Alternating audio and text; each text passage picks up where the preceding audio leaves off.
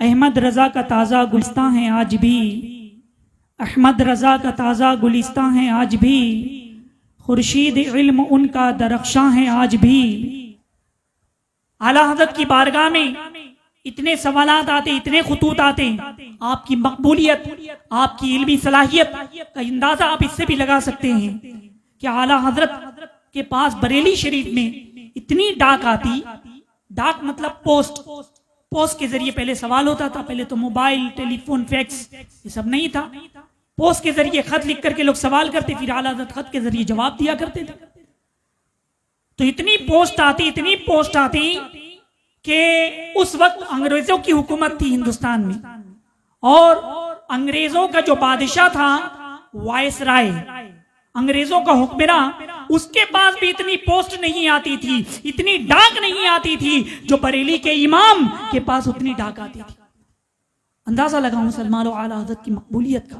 और बाज़ औक़ात ऐसा भी होता कि लोग डाक सवाल लिखा करते थे, कुछ लोग तो डाक टिकट भेज देते थे कि जवाब में उसको चिपका देते, लेकिन कुछ गरीब ऐसे होते थे जिनके पास उसका भी पैसा नहीं होता, तो आला हज़रत अपनी जेब के खर्च से उन गरीबों का जवाब भी लिखते और फिर उसके बाद अपनी खर्च से उसके ऊपर डाक टिकट चिपकाते और फिर उसको पोस्ट फरमाते थे।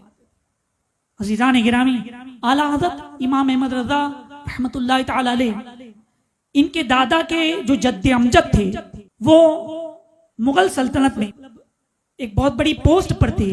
फौज में जो सबसे बड़ी पोस्ट होती है, जिसे आज के जमाने में ब्रिगेडियर कहा जाता है, उस पोस्ट पर थे। उसके बाद उनको गवर्नमेंट की तरफ से बहुत सारी प्रॉपर्टी भी मिली, जायदाद भी मिली। तो आला हज़रत खानदानी बड़े अमीर थे और उनके वर्षे में भी बहुत बड़ी प्रॉपर्टी आई, जमीन जायदाद आई, लेकिन आला हज़रत ने कभी उसकी तरफ नजर ना फरमाई, कभी उसकी तरफ तवज्जो ना दी, और बल्कि वो जिम्मेदारी उनके भाई मौलाना हसन रजा रहमतुल्लाह तआला अलैह के सुपुर्द कर दिया आपने। और आला हज़रत ने फरमाया कि मुझको सिर्फ दारुल इफ्ता, दारुल क़ज़ा के जो खर्चे हैं, कागज कलम दवात और दीगर खर्चे, बस उतना दे दो, बाकी मुझे दौलत और जमीन और जायदाद से कोई गरज नहीं। अज़ीज़ान गिरामी, आला हज़रत फी सबीलिल्लाह तबलीग फरमा रहे थे। हाल ये था कि एक मर्तबा भागलपुर के नवाब, उस वक्त जो शरीयत का जो मसाइल होते थे काजी के यहाँ, वो शरीयत की रूह से उसका जवाब दिया जाता था, फैसले किया जाते थे ताकि लोग कोर्ट में ना जाए, मुसलमान अपने मामलात अपने खुद ही तय कर लें। तो शरीयत के मुताबिक फैसले होते थे।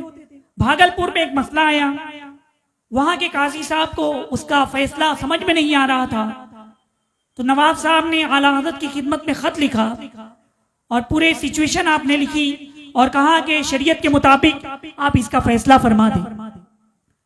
आला हज़रत के पास जब वो सवाल आया, आपने जवाब तहरीर फरमाया।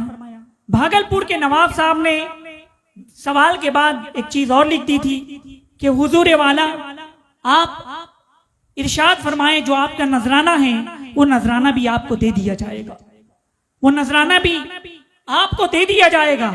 आला हज़रत इमाम अहमद रज़ा रहमतुल्लाह तआला अलैह ने जवाब लिखा और फिर उसके बाद आपने कहा था कि ये अहमद रज़ा का इल्म बिका नहीं करता, हमारे यहाँ इल्म बेचा नहीं जाता, हमारे यहाँ इल्म का सौदा नहीं किया जाता। फी सबीलिल्लाह आप खिदमत दीन कर रहे थे। आज दुआ तावीज लोग करते हैं, लेकिन उसके एवज नजराने लेते हैं, कुछ पैसे का तकाजा करते हैं, और लेकिन आला हज़रत की शान देखिए कि आप अगर तावीज भी लिखते थे तो वो भी फी सबीलिल्लाह, उसके एवज कोई नजराना नहीं। एक शख्स मुलाकात के लिए आया, अर्ज किया कि हुजूर आपसे मुलाकात के लिए आया हूं, मिठाई पेश की। आला हज़रत ने मिठाई ले ली, वो बैठा रहा। फिर आला हज़रत ने पूछा कि किस मकसद के लिए आए हो, कुछ अगर काम हो तो बताइए। उसने कहा कि नहीं, बस हुजूर मुलाकात के लिए, ज़ियारत के लिए आ गया था। बैठा रहा। फिर आला हज़रत अपने काम में मशगूल हो गए। फिर उसके बाद फिर आला हज़रत ने तवज्जो फरमाई, फिर पूछा कि किस मकसद के लिए आए। जब तीसरी मरतबा आला हज़रत ने पूछा तो उसने कहा कि हुजूर एक तावीज़ दे दीजिए बुखार का। पहले तो मिठाई पेश की थी। आला हज़रत ने पूछा किस मकसद के लिए आए, कहा कि बस ज़ियारत के लिए। आला हज़रत ने वो मिठाई घर में दे दी कि ले जाओ घर में ही मिठाई दे दो। लेकिन जब उन्होंने ये कहा कि बुखार का तावीज दे दीजिए, तो आला हज़रत ने तावीज लिखा और दे दिया, और साथ ही साथ खादिम से कहा कि घर में जो मिठाई दे दी गई थी उसे वापस लाओ। आला हज़रत ने वो तावीज और वो मिठाई का डब्बा वापस कर दिया और कहा कि मैंने पहले पूछा था कि किस गर्ज से आए हो, तुमने कहा कि बस ज़ियारत के लिए, बस मुलाकात के लिए, इसलिए मैंने मिठाई दे दी थी, लेकिन अब तुमने कहा कि तावीज चाहिए, तो अब तावीज के एवज हम मिठाई नहीं ले सकते, हमारे यहाँ तावीज बिका नहीं करता।